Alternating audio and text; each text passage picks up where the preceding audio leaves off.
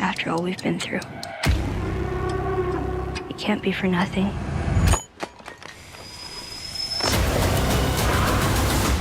We finished what we started.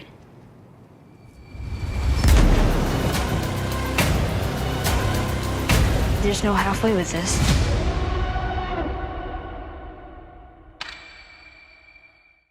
Welcome back, everyone. It's Charlie. This will be my Last of Us Episode 9 finale trailer. There's a bunch of Easter eggs and references to the game, so we'll break it all down. If you're brand new to the channel, be sure to subscribe to get all the episodes. I will do videos for Last of Us Season 2. They did confirm they're making it. Pedro Pascal, they might start filming it by the end of this year. I'll talk a little bit about that at the end of this video and in a Last of Us Season 2 video after the finale comes out.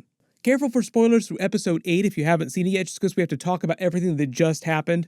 But the title of the finale is Look for the Light. It's a reference to the Fireflies motto that you saw drawn on all the buildings in Episode 1, and it's meant to complete Joel and Ellie's arc that you saw from the first episode. Because the title of Episode 1 was the first part of their motto, so Episode 1 to Episode 9's title is literally their full motto: when you're lost in the darkness, look for the light. They also use it because the finale is basically their last arc in the game, where they find the Fireflies at Salt Lake City, Utah, as you see in the trailer, including Marlene, who Joel and Ellie haven't seen since Episode 1. One journey ends, another begins.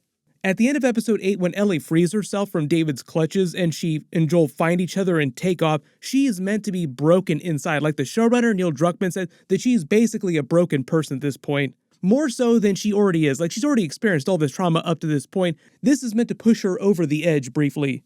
So you're meant to enter Episode 9 wondering if Ellie's ever going to be able to rebound from that, because up to this point, she's always paraded around with a smile on her face, annoying Joel with her positivity, being so optimistic about the mission to save the world.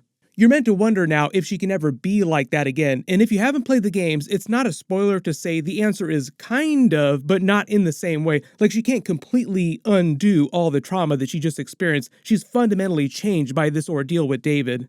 A little piece of her died inside, metaphorically. But as you see her in the trailer, it seems like there's been a small time jump. She does seem like she's talking to Joel in a positive way, like we need to finish what we started. Even though there's this melancholy tone over all the scenes in the trailer. It does seem like enough time has gone by the time they reach Salt Lake City that she's feeling a little bit better emotionally.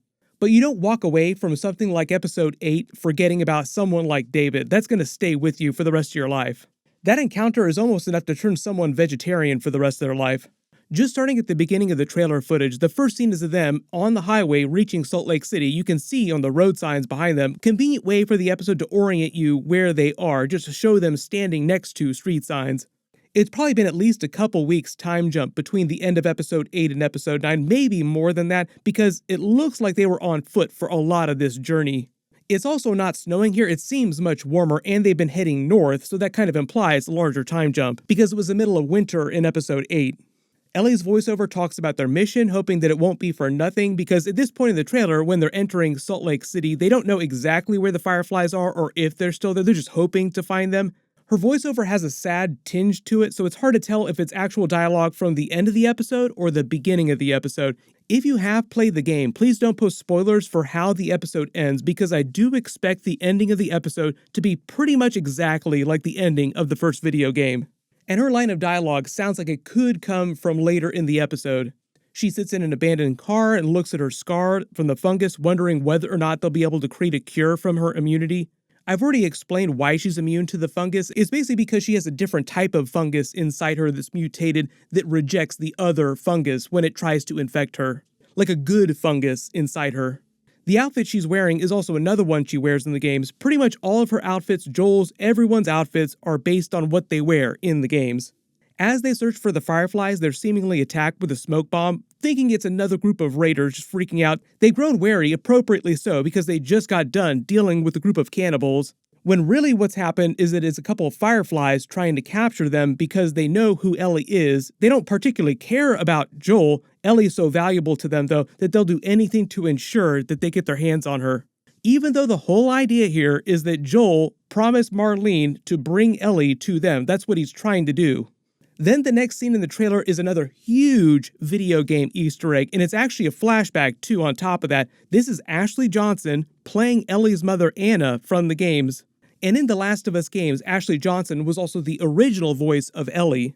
So this whole flashback with Ellie's mother, Anna, is another example of the TV show adding scenes for the episodes that weren't in the game for extra context. In the games, you never really see Ellie's mother. She never really gets any big scenes. Ellie's only given a letter from her mother wrote to her before she died.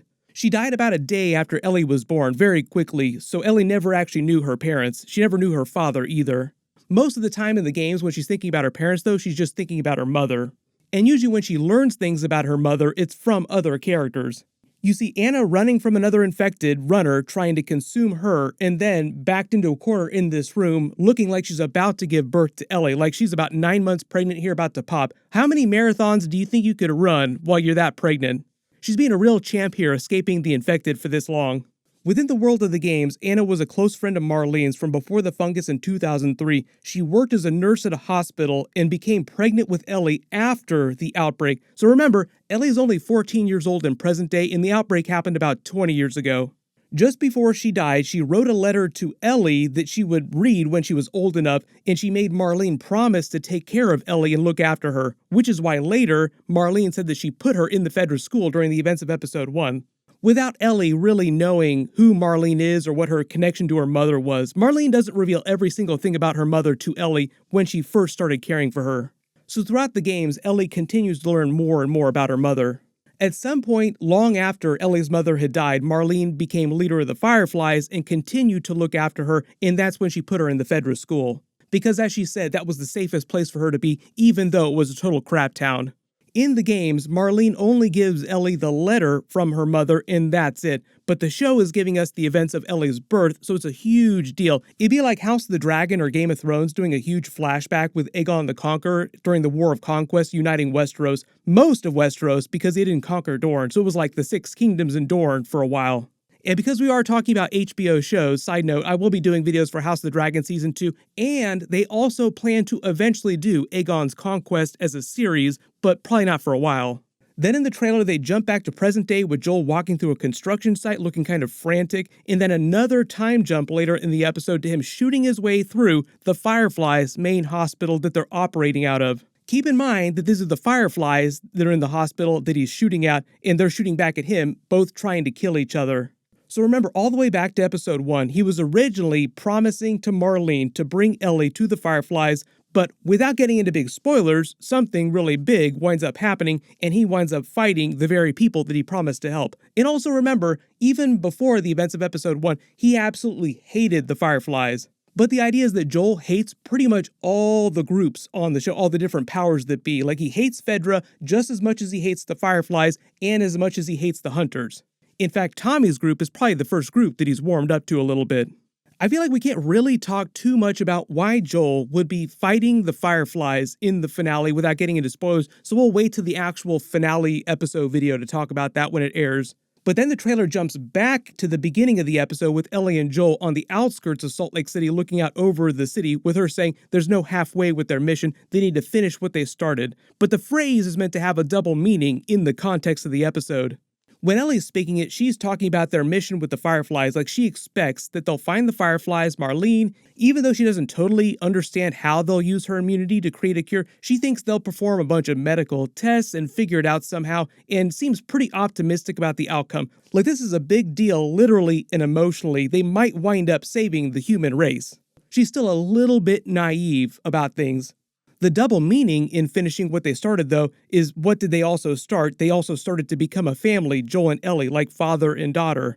And on Joel's side of this, he's going to do what he thinks he needs to do to protect his new daughter. Like, this time he won't fail to protect Ellie the way that he feels like he failed to protect his real daughter, Sarah, then Tess, no matter the consequences. So just be prepared for Joel to make some really, really hard choices in the episode.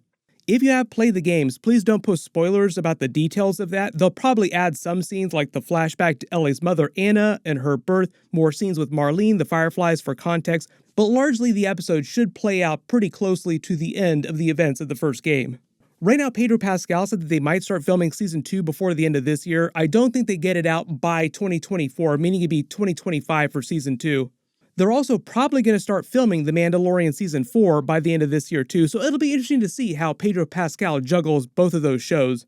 I will do another Last of Us Season 2 video after the finale comes out and just talk more about what's going on with that and how they're going to adapt the plot of the Last of Us 2 game, because they've already talked a little bit about Season 2. If you spotted any Easter eggs or references in the trailer that I didn't talk about in the video, write them below in the comments. In my full Episode 9 video we'll post next Sunday after they release it. In my Mandalorian Season 3 Episode 2 video we'll also post later this week as well. Everyone click here for my full Last of Us Episode 8 video in Easter eggs, and click here for my full Mandalorian Season 3 episode videos. Thank you so much for watching, everyone stay safe, and this is the way